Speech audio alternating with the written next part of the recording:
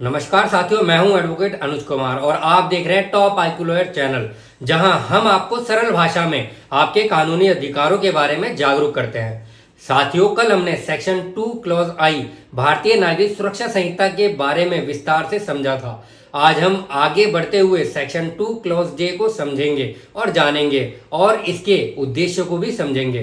साथियों, section 2 clause जे उच्च न्यायालय यानी कि हाई कोर्ट के अर्थ डेफिनेशन को डिफाइंड करता है और कहता है कि किसी राज्य के संदर्भ में उस राज्य का उच्च न्यायालय या किसी ऐसे केंद्र शासित प्रदेशों के संदर्भ में जहां किसी राज्य के उच्च न्यायालय का अधिकार क्षेत्र कानून द्वारा बढ़ाया गया है, तो वह उच्च न्यायालय या और किसी अन्य केंद्र शासित प्रदेशों के संदर्भ में उस क्षेत्र का सर्वोच्च आपराधिक अपील का न्यायालय, सिवाय भारत के सर्वोच्च न्यायालय यानी कि सुप्रीम कोर्ट ऑफ इंडिया के।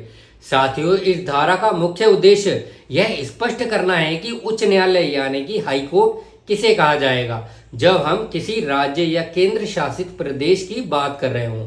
सरल शब्दों में समझें तो सेक्शन 2 क्लॉज जे यह निर्धारित करती है कि किस अदालत को उच्च न्यायालय कहा जाएगा।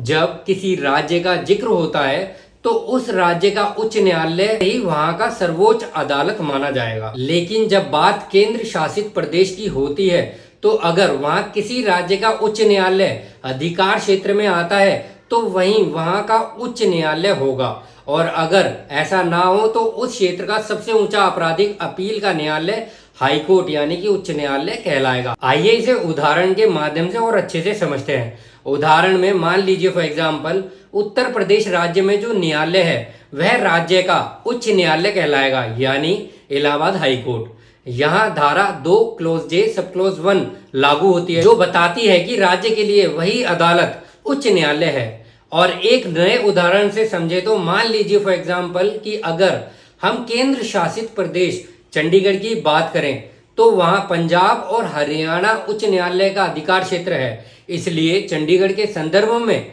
यही उच्च न्यायालय माना जाएगा, जो धारा 2 क्लॉज जे सब क्लॉज 2 के तहत आता है। साथियों, यह प्रावधान इसलिए महत्वपूर्ण है क्योंकि यह सुनिश्चित करता है कि किस प्रकार के मामलों को किस हाई कोर्ट किस उच्च न्यायालय के अंतर्गत सुना जाएगा। इससे न्यायिक प्रक्रिया में पारदर्शिता और व्यवस्था बनी रहती है। आशा है कि आपको आज की यह लीगल इंफॉर्मेशन से महत्वपूर्ण जानकारी प्राप्त हुई होगी।